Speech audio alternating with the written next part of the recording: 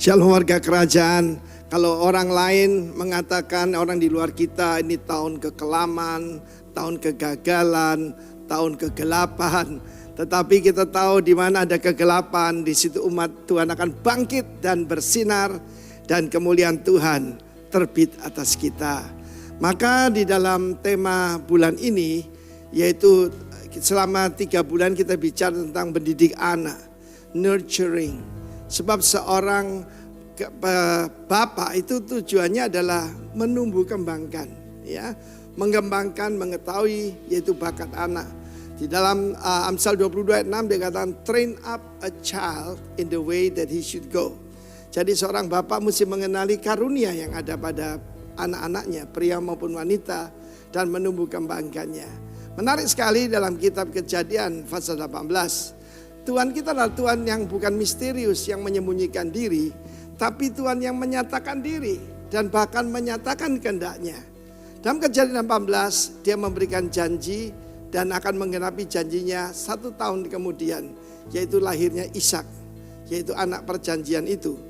Maka dalam Kejadian 18 kita ditunjukkan cara untuk mencapai, menikmati berkat Tuhan itu. Dalam Kejadian 18 ayat 17 Tuhan berkata, ya, apa aku menyembunyikan pada Abram apa yang hendak aku lakukan? Sebab dia pasti, ada perkataan surely, amen, amen, akan menjadi bangsa yang besar dan kuat. Tuhan memilih sepasang suami istri yang udah tua.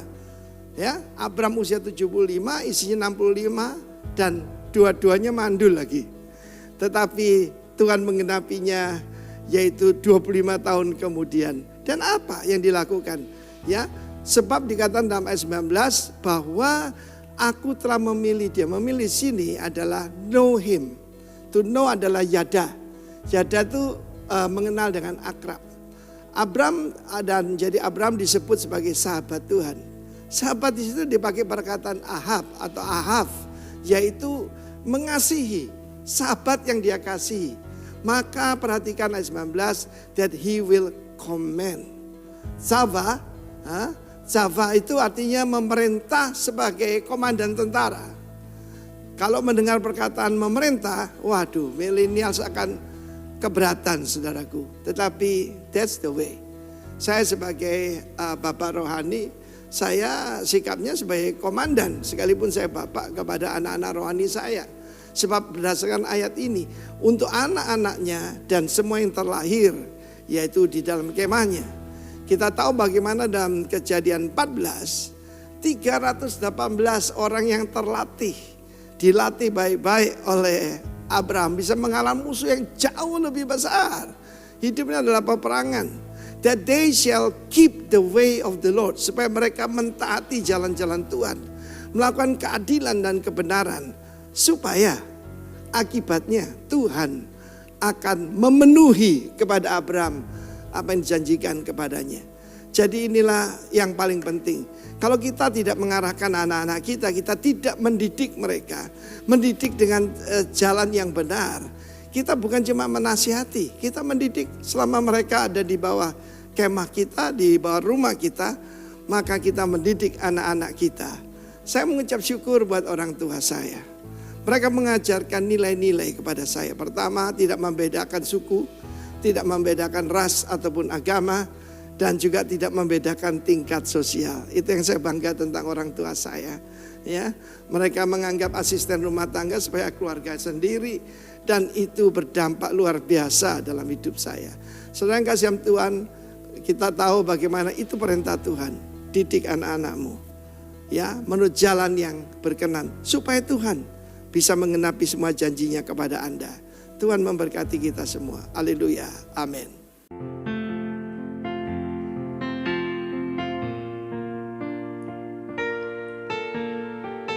Terima kasih Tuhan Yesus.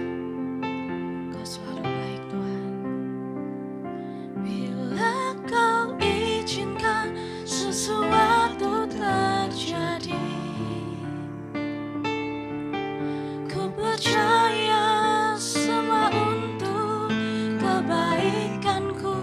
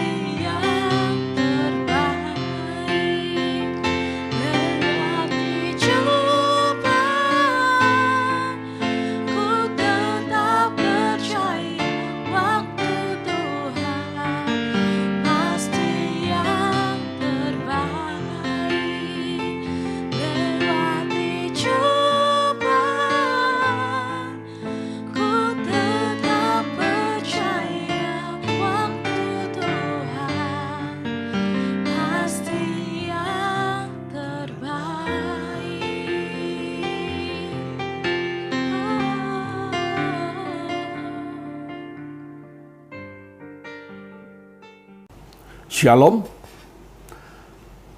Puji nama Tuhan, hari ini kita bersama-sama kembali untuk belajar kebenaran firman Tuhan lewat ibadah kita. Saya percaya sepanjang sepekan saudara dan saya telah dipelihara oleh Tuhan. Dan mari kita terlebih dahulu datang kepada Tuhan untuk menyerahkan semua pemberitaan firman Tuhan, supaya kita boleh belajar bersama-sama, boleh mengerti dan mengaplikasikan dalam hidup kita hari lepas hari. Mari kita datang kepada Tuhan terlebih dahulu. Kepadamu ya Bapa, kami mengucap syukur buat pemeliharaanmu hari demi hari. Tuhan yang menanggung kami, Tuhan yang memperhatikan kami. Kami percaya Tuhan, lewat kehidupan kami, Engkau selalu bekerja untuk mendatangkan kebaikan dalam hidup kami.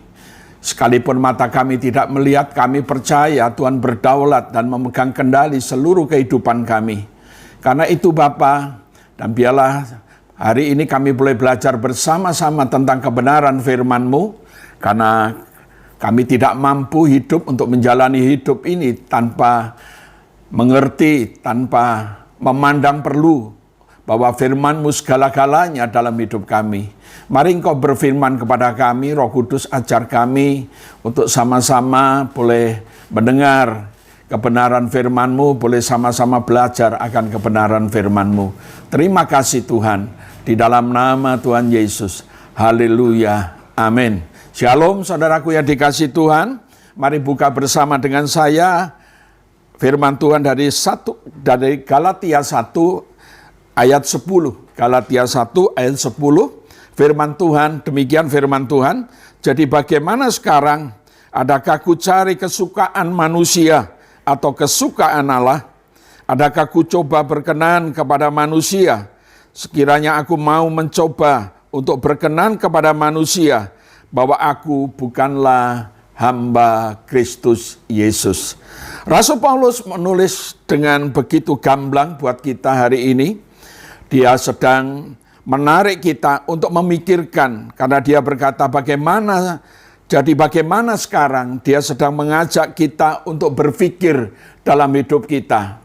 Jujur, sebagai seorang rasul besar, seorang pemimpin, Rasul Paulus menyadari bahwa sangatlah tidak mungkin untuk menyenangkan atau menyukakan semua orang. Sekiranya aku masih mau mencoba untuk berkenan, untuk menyenangkan, untuk menyukakan manusia, maka aku bukanlah hamba Kristus Yesus. Artinya apa dalam hidup kita? Sebagai seorang pemimpin, entah saudara pemimpin dalam keluarga, entah saudara pemimpin di satu perusahaan, entah saudara menjadi pemimpin di dalam gereja, saya tidak tahu, tapi yang dimaksud oleh Rasul Paulus, kalau saudara menjadi seorang pimpin, siap atau tidak siap, saudara mau atau tidak mau, saudara harus mengalami yang namanya penolakan. Tidak semua orang suka pada kita, tidak semua orang juga menolak kita. Saya sering melihat, kalau saudara memperhatikan di dunia sekitar kita, sebaik-baiknya orang tetap ada orang yang tidak suka. Sebaik-baiknya orang tetap ada orang yang tidak puas. Namun sebaliknya, sejahat-jahatnya orang tetap ada orang yang senang. Tetap ada orang yang suka. Untuk memberikan kita satu gambaran bahwa seorang pemimpin, seorang atasan, seorang yang dipercaya oleh Tuhan, saudara harus tahu bahwa acap kali kita mengalami penolakan. Dan biarlah kita masing-masing hari ini boleh belajar. Kita mau melihat sebenarnya dari mana sih sumber penolakan itu. Nah, kita tahu kalau kita mengerti sumber penolakan ini, paling tidak kita menyadari kita tidak gampang untuk juga menolak orang, apalagi pemimpin yang ada di atas kita. Juga kita tidak mudah, kita merasa putus asa, merasa tidak nyaman ketika kita ditolak oleh orang. Nah, mari kita bersama-sama belajar dari Matius 13 Matius 13 ayat 53 sampai dengan 58. Saya akan membaca firman Tuhan. Perikopnya, Yesus ditolak di Nazaret. Setelah Yesus selesai menceritakan perumpamaan itu, ia pun pergi dari situ. Setibanya di tempat asalnya, yaitu di Nazaret, Yesus mengajar orang-orang di situ di rumah ibadat mereka. Maka takjublah mereka dan berkata, dari mana diperolehnya hikmat itu dan kuasa untuk mengadakan mujizat-mujizat itu? Bukankah ia anak tukang kayu? Bukankah ibunya bernama Maria dan saudara-saudaranya Yakobus, Yusuf, Simon, dan Yudas? Dan bukankah saudara-saudaranya perempuan semuanya ada bersama-sama kita? Jadi dari manakah diperolehnya semuanya itu? Lalu mereka kecewa dan menolak dia. Maka Yesus berkata kepada mereka, seorang nabi dihormati di mana-mana, kecuali di tempat asalnya sendiri dan di rumahnya. Ayat 58, perhatikan baik-baik. Dan karena ketidakpercayaan mereka, tidak banyak mujizat yang diadakan di situ. Puji nama Tuhan, kita melihat dari Matius 53 ayat 58 sampai ayat 53 sampai 58 juga tertulis di sana di dalam Lukas, di Injil Lukas pasal 4 ayat 16 sampai 30 itu juga dikisahkan di sana. Nah, dari bacaan kita akan mengenali sumber penolakan terhadap Yesus itu sesungguhnya dari mana. Apa yang membuat orang-orang Nazaret, yaitu orang-orang Yahudi, menjadi kecewa dan menolak Yesus, sekalipun mereka takjub dengan ajaran Yesus, sekalipun mereka melihat beberapa mujizat yang Yesus lakukan. Namun, yang kita tahu, sekalipun mata mereka melihat, sekalipun telinga mereka mendengar, tapi mereka tetap menolak Yesus dan mereka, Alkitab menyatakan mereka kecewa dengan Yesus. Mari kita melihat ayat 55, ayat 56 tadi berkata, bukankah ia anak tukang kayu? Terjemahan versi Firman Allah yang hidup ada satu penekanan, bukankah ia hanya anak tukang kayu? Bukankah ibunya bernama Maria? Saudara laki-lakinya dan perempuan ada bersama dengan kita. Kalimat tanya dengan mengawali kata bukanlah untuk meneguhkan sebuah realita, kenyataan yang sesungguhnya. Bahwa orang-orang di Nazaret sudah mengenali siapa Yesus, sudah tahu Yesus dari keluarga mana, sudah tahu Yesus itu dari golongan seperti apa. Saudaraku yang dikasihi Tuhan, lebih dari sekedar mengetahui sebuah realita, kenyataan, pengenalan mereka terhadap Yesus, sesungguhnya pernyataan itu melukiskan dari kesombongan di hati mereka.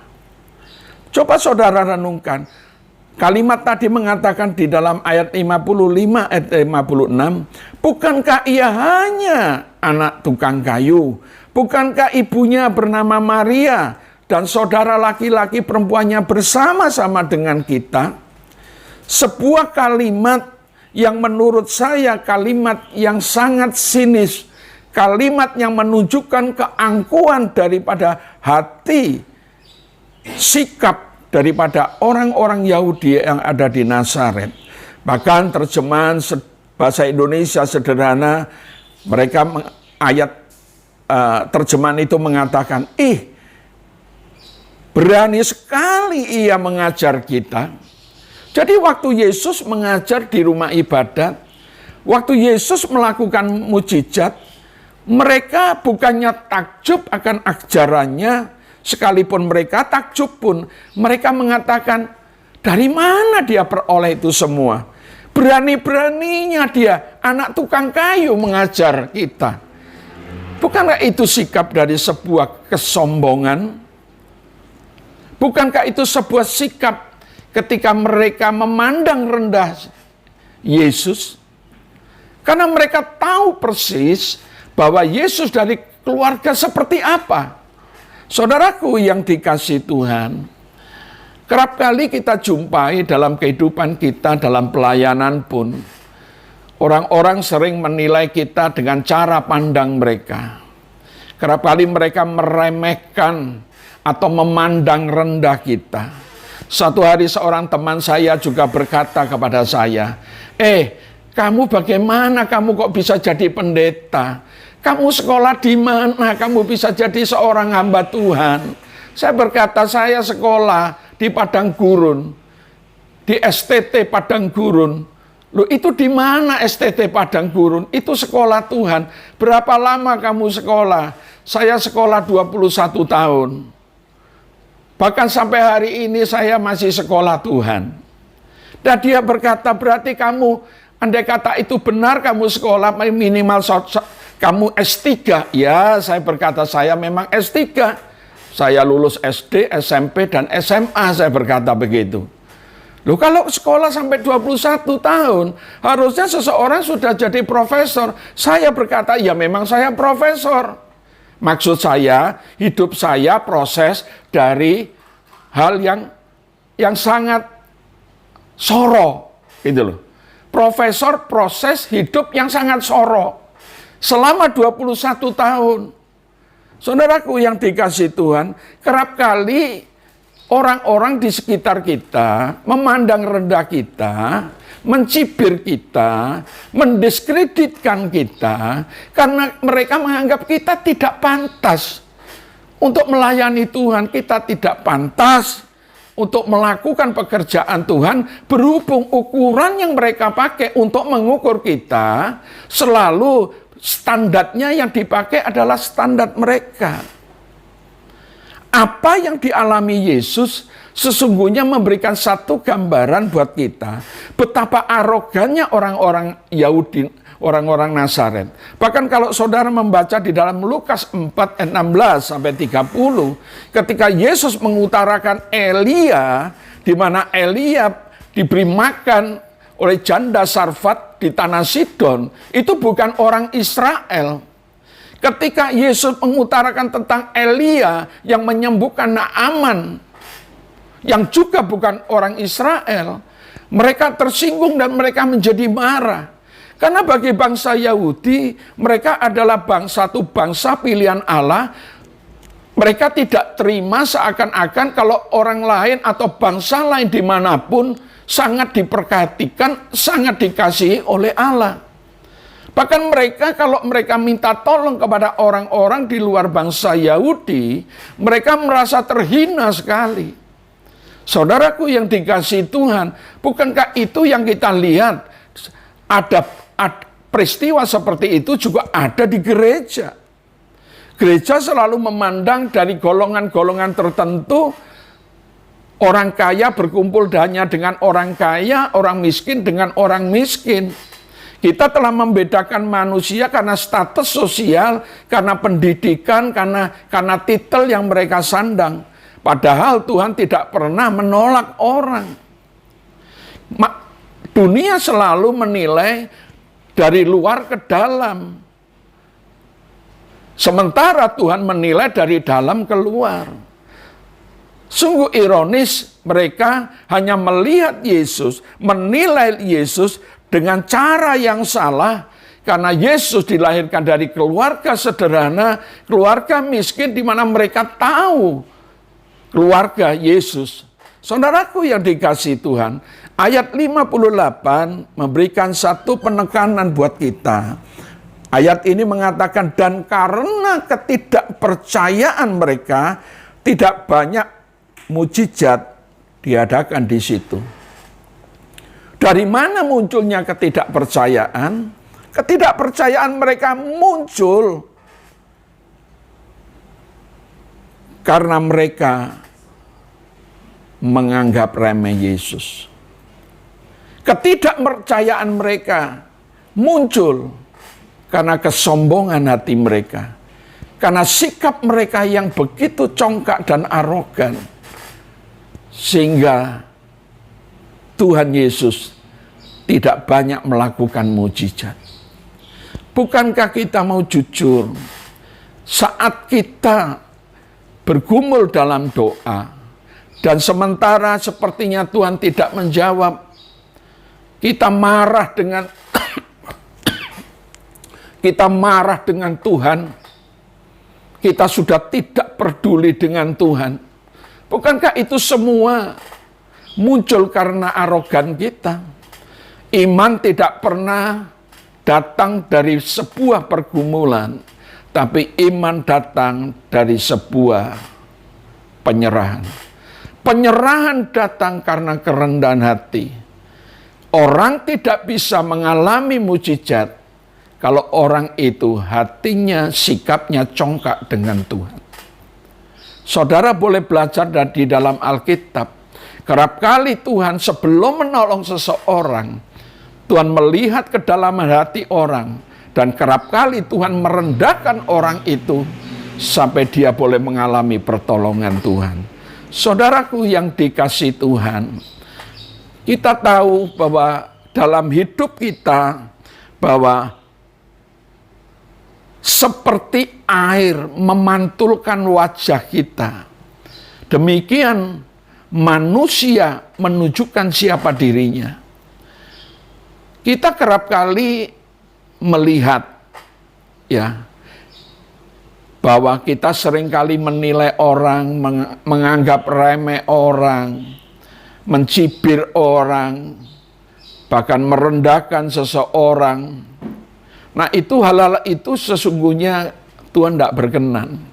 Kita sinis, angkuh, mengabaikan, meremehkan, bahkan menista, mendiskreditkan orang,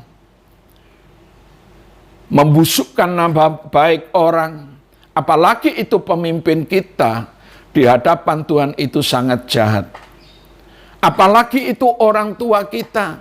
Karena itu Alkitab selalu mengatakan, janganlah engkau menghina ketika orang tuamu sudah tua.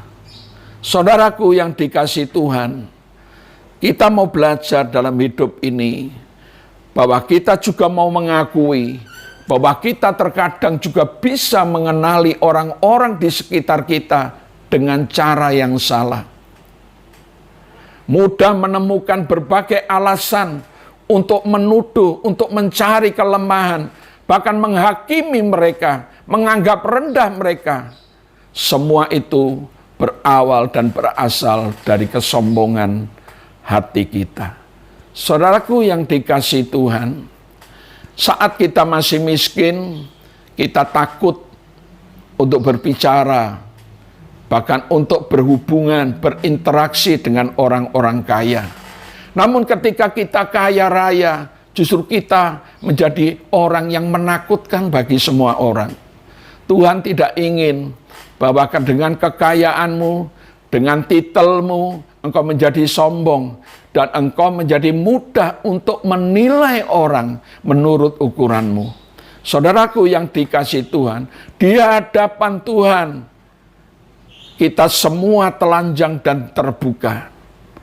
Di hadapan Tuhan, kita tidak bisa membawa apapun untuk menutupi kesombongan kita. Dengan telanjang dan terbuka di depan mata Tuhan, yang kepadanya kita harus memberikan pertanggungan jawab kepada Tuhan.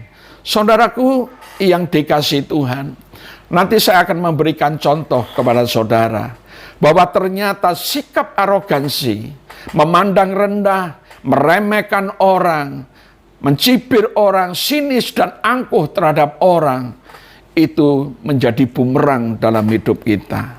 Saudaraku, mari kita sama-sama belajar supaya kita tidak berlaku angkuh karena kita merasa lebih pandai, karena kita merasa lebih kaya. Semua itu tidak berarti. Saya melihat justru dengan adanya pandemi COVID-19, Bapak Gembala Senior saya mengatakan ini bukan pandemi tapi akademi. Maksudnya lewat pandemi ini kita belajar banyak dalam hidup ini. Kita tidak bisa lagi mengandalkan karena kita kuat. Kita tidak lagi bisa mengandalkan karena kita kaya. Kita tidak lagi bisa mengandalkan karena kita pandai.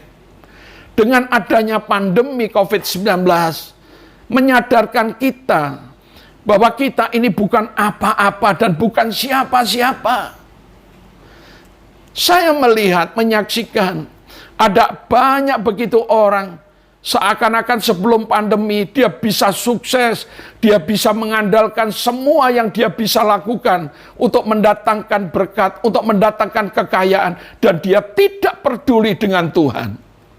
Namun ketika masa-masa pandemi ini, dia diterjang kesulitan ekonomi, kesulitan finansial. Mereka mau tidak mau menyadarkan bahwa sesungguhnya tanpa Tuhan mereka bukan apa-apa. Tanpa Yesus mereka bukan siapa-siapa. Hari kemarin saya menerima sebuah WA. Hal ini harus saya buka karena ini membuat pembelajaran buat kita. Selama masih sebelum pandemi ada, saya percaya orang ini tidak pernah memikirkan tentang Tuhan. Dia tidak pernah beribadah, dia tidak pernah memperdulikan akan Tuhan. Dia acuh tak acuh dengan urusan Tuhan. Kemarin saya di WA bahwa orang ini tidak bisa membayar hutang online dan tagihan sudah jatuh tempo. Dikirimlah WA itu ke saya seolah-olah jasa pinjaman online itu memberitahu kepada saya bahwa orang ini tidak bisa membayar hutangnya. Lalu saya bertanya kepada orang yang mengirim WA karena tidak ada namanya, saya bertanya, "Loh, bagaimana Anda tahu dengan nomor WA saya?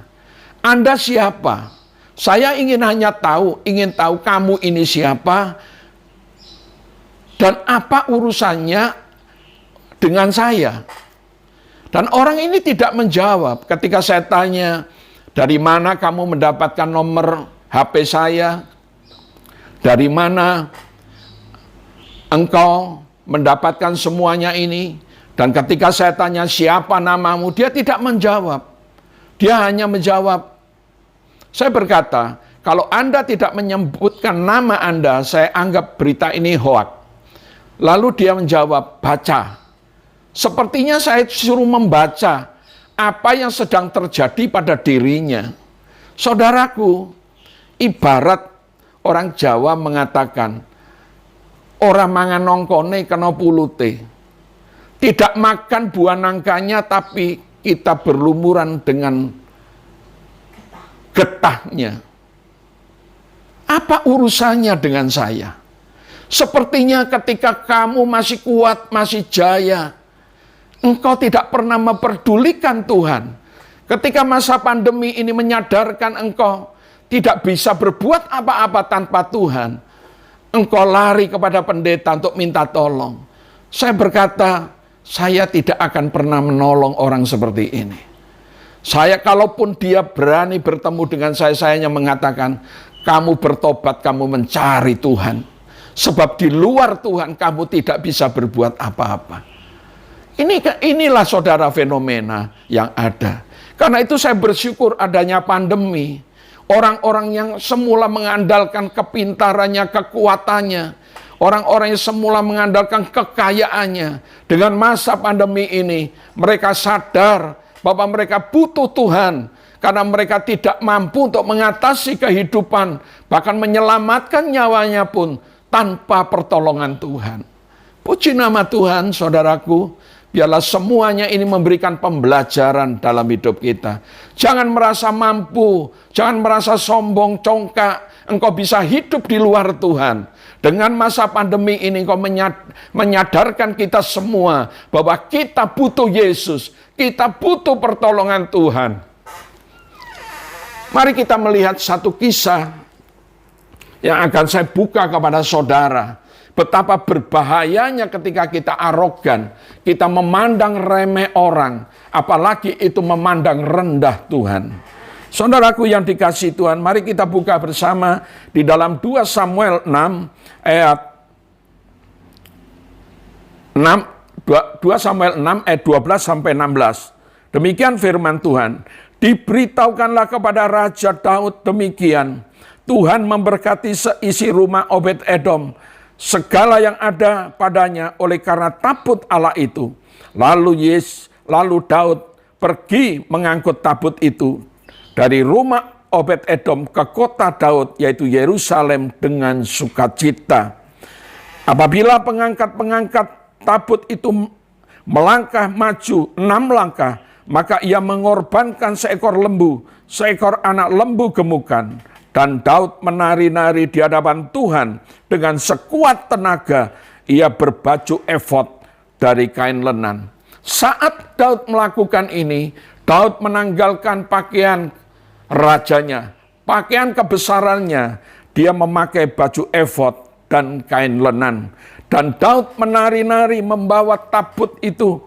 Dia menari-nari dengan sukacita karena dia merasa bahwa kemurahan dan kebaikan Tuhan ada dalam hidupnya. Saudaraku yang dikasihi Tuhan, mari kita melanjutkan bacaan kita. Dan Daud dan seluruh bangsa Israel mengangkut tabut itu dengan diiringi sorak dan bunyi sangkakala. Ketika tabut itu masuk ke kota Daud, yaitu ke kota Yerusalem, maka Mikal, yaitu istri daripada Daud, anak daripada Saul, anak perempuan Saul, menjenguk dari jendela. Lalu melihat Raja Daud melompat-lompat, meloncat-loncat, serta menari-nari di hadapan Tuhan. Sebab itu, perhatikan baik-baik, Mikal memandang rendah Daud dalam hatinya. Mikal merasa terhina sepertinya, karena dia seorang putri raja, dan dia memiliki seorang suami Daud, yang juga adalah seorang raja. Tidak sepantasnya Daud menari-nari di hadapan rakyatnya, dengan menanggalkan baju kebesarannya, saat Daud membawa tabut perjanjian. Mikal memandang rendah akan Daud. Saudara perhatikan, bahkan di dalam terjemahan lain mengatakan bahwa Daud seperti orang dungu, menari-nari seperti orang dungu. Coba saudara perhatikan di ayat 20, ketika Daud pulang dan memberi salam kepada seisi rumahnya, maka keluarlah Mikal binti Saul mendapatkan Daud, katanya, betapa Raja Israel menelanjangi diri pada hari ini di depan mata budak-budak perempuan, para hambanya, merasa dirinya terhormat hari ini, pada hari ini, seperti orang hina, seperti orang dungu. Bahkan versi firman Allah yang hidup mengatakan seperti orang yang kurang waras, seperti orang gila, tidak malu-malu menelanjangi dirinya. Betapa ucapan Mikal ini sangat mendukakan hati Tuhan. Dia merasa terhina karena Daud sedang menari-nari dengan penuh sukacita di hadapan Tuhan. Saudaraku, mari kita sama-sama, tantangan Daud justru bukan dari luar, tapi tantangan Daud justru dari istrinya. Mikal berharap Daud, dengan mengasihi Daud, ia dapat mengendalikan Daud. Akan tetapi kasih Daud kepada Allah melebihi dari keinginannya untuk dihormati oleh apapun, bahkan oleh orang-orang di dalam kerajaannya. Saudaraku yang dikasihi Tuhan, Daud hanyut dalam sukacita karena dia mengalami kebaikan dan kemurahan Tuhan. Daud tetap menyangkal untuk tidak menghormati Tuhan yang dia sembah. Saudaraku yang dikasihi Tuhan, mari perhatikan apa yang menjadi dampak dari kehidupan Mikal selanjutnya. Ayat 23 mengatakan, Mikal binti Saul tidak mendapat anak sampai hari matinya. Orang-orang yang merendahkan, menganggap remeh, orang-orang yang berlaku sinis, angkuh, meremehkan, menista, mendiskreditkan orang-orang yang memiliki otoritas di atasnya, sangat berisiko tinggi di hadapan Tuhan.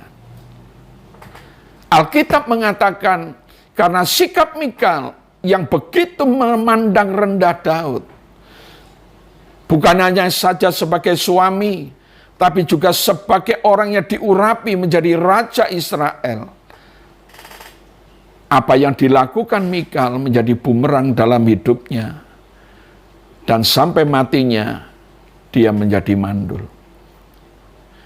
Mungkin bicara mandul tidak berbuah. Tidak hanya berbicara mengenai memiliki keturunan, tapi juga bisa berbicara mandul di dalam usaha. Mandul tidak bisa memiliki apapun sehingga bisa menjadi berkat bagi banyak orang. Segala yang diusahakan mandul, karena engkau tidak pernah menghormati Tuhan. Engkau menjadi mandul dari apapun yang kau upayakan, karena engkau tidak pernah menghormati orang-orang yang memiliki otoritas di atasmu. Engkau justru menganggap remeh. Engkau memandang rendah mereka. Mari saya menasihatkan saudara semua. Kembali. Jangan pernah lakukan itu. Orang-orang yang menganggap remeh, menganggap rendah, orang yang sudah diberikan otoritas oleh Tuhan di atasnya, jangan pernah engkau memandang rendah. Karena sangat berisiko tinggi buat kita. Biarlah kita sadar, kita tidak boleh dengan angkuh sinis memandang rendah kepemimpinan yang ada di atas kita, yang Allah sudah tetapkan dalam hidup kita. Entah di rumah, entah di tempat kerja, entah di gereja. Jangan mencemooh. Sekalipun cara mereka mungkin dalam memimpin kita, dalam melayani kita, tidak sebagaimana yang engkau harapkan. Ingatlah Allah memberikan otoritas kepada orang-orang tertentu yang ada di atasmu. Bukan berdasarkan keinginan kita, tapi itu berdasarkan kedaulatan Tuhan. Jangan coba-coba mencari alasan untuk menemukan kelemahan-kelemahan mereka, kekurangan-kekurangan mereka. Itu sebagai alasan untuk saudara dan saya merendahkan mereka. Hormati pemimpin yang ada di atas kita. Saya memiliki pemimpin yang justru jauh lebih muda dari saya. Ketua BPD kita itu seumur dengan anak saya. Tapi saya menghormati dia sebagai seorang pemimpin di atas saya. Dia seorang pemimpin yang perlu saya hormati. Sekalipun dari sisi usia sebanding dengan anak saya. Kita harus belajar. Apalagi pemimpin itu di atas umur saya. Orang-orang yang memimpin kita dengan cara yang baik, kata Alkitab, pesan Rasul Paulus kepada Timotius, kita layak memberikan penghormatan 2 kali lipat. Orang-orang yang sudah memimpin kita harus kita hormati. Tidak mungkin kita bisa menghormati Tuhan yang tidak kelihatan kalau kita tidak pernah menghormati orang yang ada di atas kita. Mari kita belajar. Kita tidak mau seperti Mikal yang memandang rendah orang yang ada di atasnya. Sebagai suami, sebagai istri, sebagai anak, kita belajar menghormati orang-orang yang ada di atasnya. Supaya hidup kita boleh berbuah-buah bagi kemuliaan nama Tuhan. Mari saudaraku, lewat kebenaran ini yang saya sampaikan, jangan pernah saudara untuk mencari-cari kesalahan. Jangan pernah saudara mencari-cari kelemahan. Karena kalau itu engkau dapatkan, engkau akan mudah untuk menarik diri. Dan engkau sudah mengatakan, aku tidak akan percaya lagi. Selama orang itu berkenan kepada Tuhan, dan orang itu dipercaya oleh Tuhan, sangat berisiko buat hidup kita saat kita tidak menghormati pemimpin kita. Puji nama Tuhan, renungan singkat firman Tuhan ini bisa memberikan pembelajaran buat kita. Kita tutup di dalam doa. Kami naikkan syukur buat apa yang Tuhan sampaikan kepada kami hari ini. Biarlah kami boleh belajar, kami tidak boleh membedakan orang, status orang. Dan kami boleh memandang orang sesuai dengan keinginan kehendak kami sendiri. Tuhan tidak pernah membedakan manusia. Dan manusia kerap kali sering membedakan. Kami mau belajar Tuhan, menerima satu dengan yang lain, sebagaimana Tuhan sudah menerima kami. Tidak ada apapun yang bisa kami andalkan di hadapan-Mu, karena kami semua terbuka telanjang di hadapan-Mu. Kami semua harus memberi pertanggungan jawab di hadapan-Mu. Kami semua Tuhan adalah buatan tangan-Mu. Biarlah kami belajar untuk tidak menganggap rendah orang-orang yang ada di bawah kami. Orang-orang yang mungkin terhina, tersingkir. Justru kami menaruh belas kasihan kepada mereka ya Tuhan. Terima kasih Bapa. Engkau menegur hati kami. Engkau mengoreksi hidup kami. Supaya hidup kami boleh berkenan kepadamu. Terima kasih Tuhan. Terima kasih Bapa. Terpujilah namamu. Di dalam nama Tuhan Yesus. Jemaat yang dikasihi Tuhan, mari kita angkat tangan kita di hadapan Tuhan. Terimalah berkat daripada Tuhan. Tuhan akan memberkati engkau dan melindungi engkau. Tuhan akan menghadapkan wajahnya, menyinari engkau dengan wajahnya, dan memberikan engkau kasih karunia. Tuhan selalu menghadapkan wajahnya kepadamu, dan memberikan engkau damai sejahtera. Mulai hari ini sampai Maranatha, bahkan sampai selama-lamanya. Di dalam nama Tuhan Yesus. Amin. Lakukanlah lagi.